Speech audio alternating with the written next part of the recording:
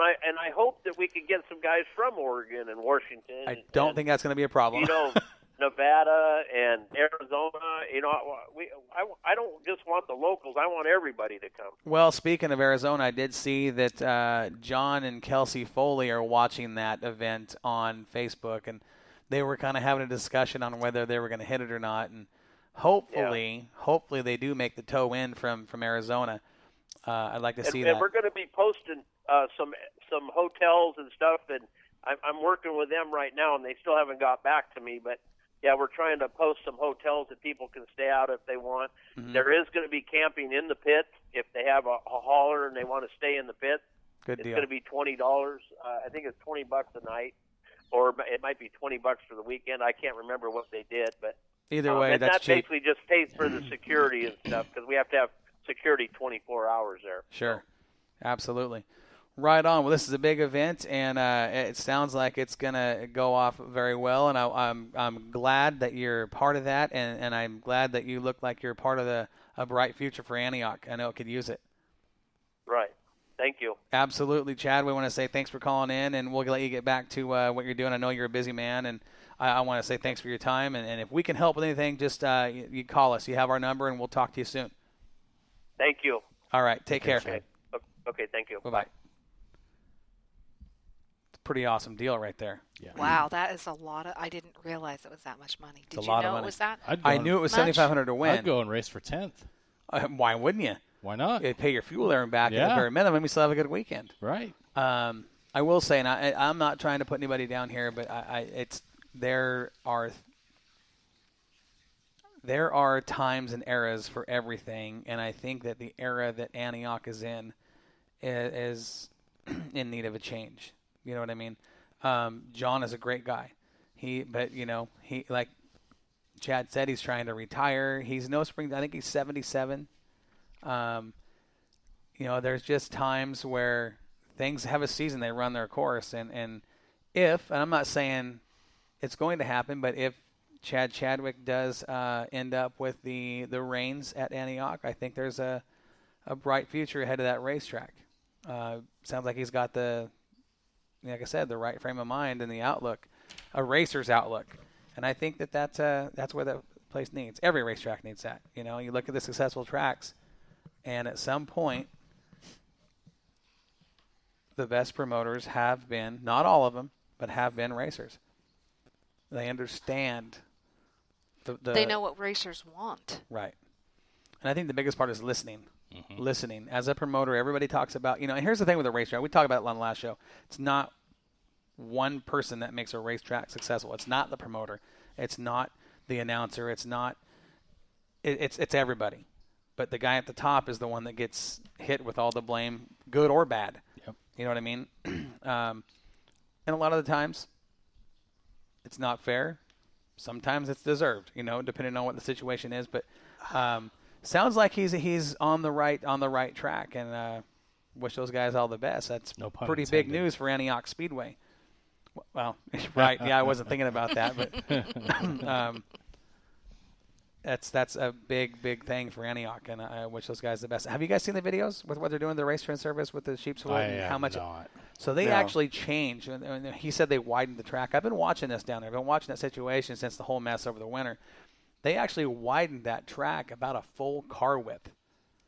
They're able to run if you wanted to. From the videos I've seen and people I've talked to, you could run 4 late models wide there. So that's pretty wide surface. But what they've done with the sheep's foot down there was something that needed to be done for a long time, because that service is known to be tacky and rough. They've been consulting. This person, I won't give up who I've been talking to down there, but that they have been consulting track prep specialists, some of the best around. They've had people look at the surface. They've had people watch videos on what they're doing to prep it, and they're getting the feedback. And so far, it has been a big change for the positive on that surface down there. The sheep's foot made a huge difference in how that water was dispersed on the surface. And there was some very simple things they had to change, according to these guys that are I'll call them masters of track prep. Master mutters. It's something like that. But there was one very simple change in the process of watering that facility that really changed it. So good things are happening down there. What size is that track? Is it about a third? Or? Yeah, it's about a third. About a third. High banked. High banked. High banked. High banked. Fast, tighter turns.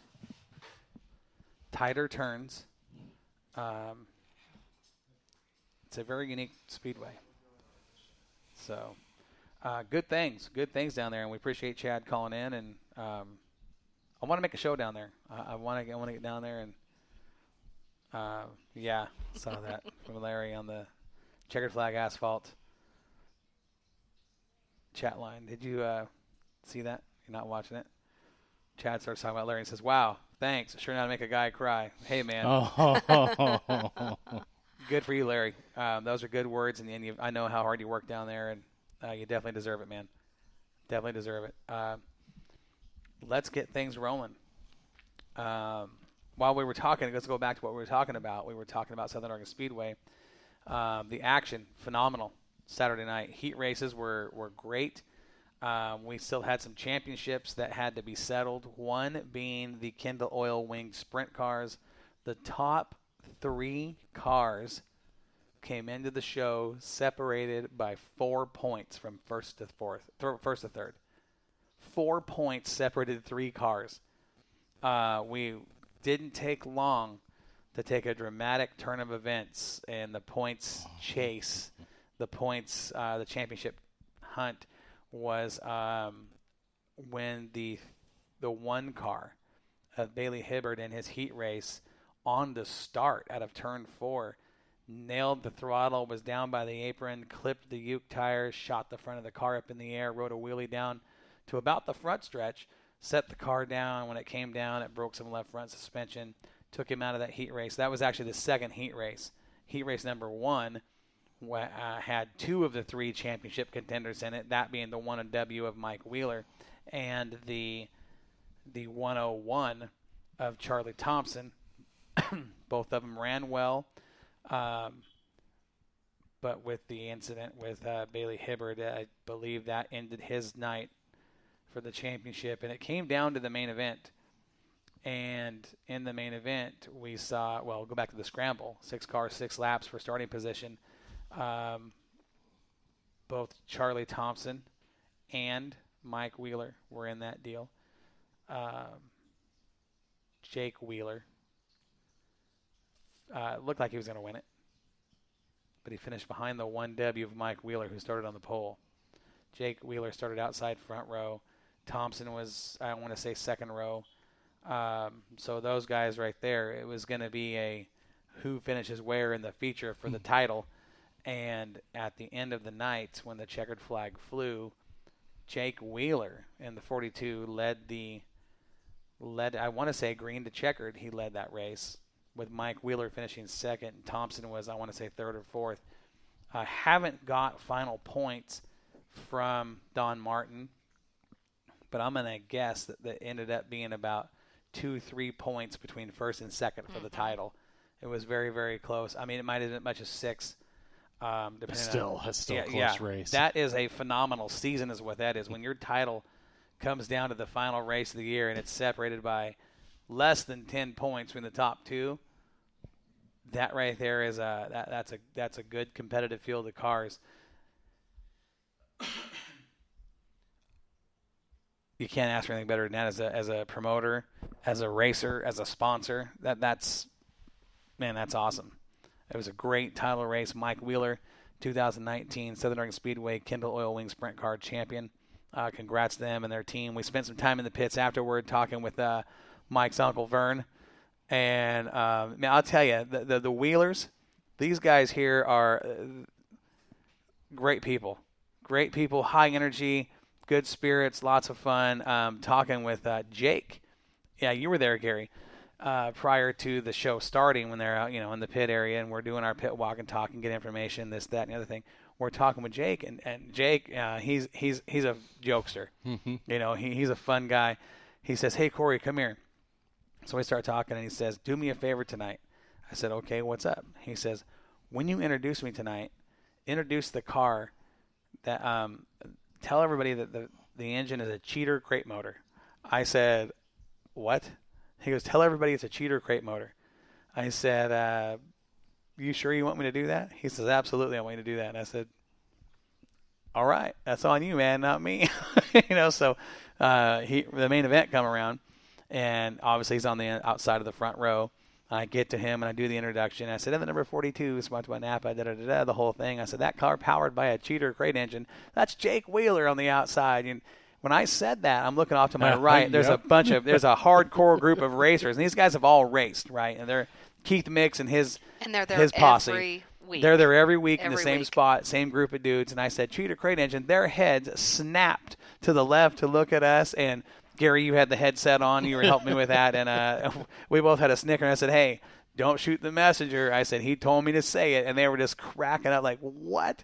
And then he goes out and wins, right? So now you've got people in the stands thinking, "Well, that guy's a cheater." I mean, it was just, it was fun. We had a lot of fun with it. But, man, that's what you get with that sprint car crowd down there. I mean, Charlie Thompson with his mohawk and the Wheelers with their high energy. And you got, just a good bunch of guys down there. Nut jobs, some of them, but, man, they are fun to hang out with. Championship for the dwarf cars went out with Josh King in the 09.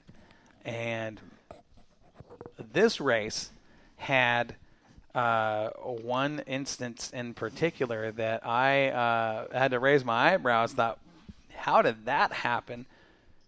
Racing for second and third at the time in a heated battle. Top 5 cars are all right there, bumper to bumper. There was Josh King and Brock Peters and Cody Peters and Freddie Hay, and I want to say it was Ryan Smith in the 26. Everybody, these guys are fast. I mean, they're flying down the backstretch into turn 3, 4 position. Brock Peters gets into the back of the 2 of Cody Peters. These guys are family. Gets into the back of and makes contact. And Cody had led most of that race. And it cost Cody his night. His night ended early.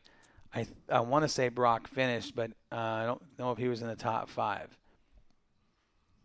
Regardless, the winner, again, was the 09 of Josh King. He's got it figured out down there. Spectacular driver. That 09 dwarf car it's wicked, man. It is wicked. What were you watching in that race, Gary? I was kind of zoning from the front to the mid pack where it was nonstop action. Yeah, from there. You go back from position 3 back to 7, and it just seemed like there was a fight to try to get it to the front. Yes, yes. I mean, once they kind of got settled in the first 3 or 4 positions, like you said, it was all Josh King. I don't think anybody had anything for him, especially in the long runs. He was dialed. But like you said, 3rd through 7th or 8th, it was kind of like, man, that is a it's a dogfight. They were just, you didn't know who was going to be where on the next lap. That was impressive. It was a great race. And other than, Jesse Lawrence getting upside down in the 88, which was just one of those racing deals, unfortunately. We had the lockup on the back stretch. What was it, the 4S and the Tana Fred Hay? Yes. They got tangled. Yep, and I know you got involved there to help them get them untangled, and you got out there and jumped out and helped the crew. So, awesome. Thanks for, jumping out there. And it's kind of what we do. We'll just do whatever it takes, right? Great racing from the dwarf cars. IMCA Sport Mods. IMCA Sport Mods, hands down, I don't care what anybody says, my opinion, the sport mod race of the year. I would have without to agree with that. a doubt. Yeah. Another action-packed field. My goodness. Well, look at where these guys start. Okay, Bartley Foster started on the front row in the 4B. Behind him, he had, I want to say Brandon Wilson started 6th, something like that. Then you had Jordan Broughton starting 10th, and you had Mike Medell starting 12th. Those guys ended up finishing 1st, 2nd, 3rd in championship points. and I want to say they finished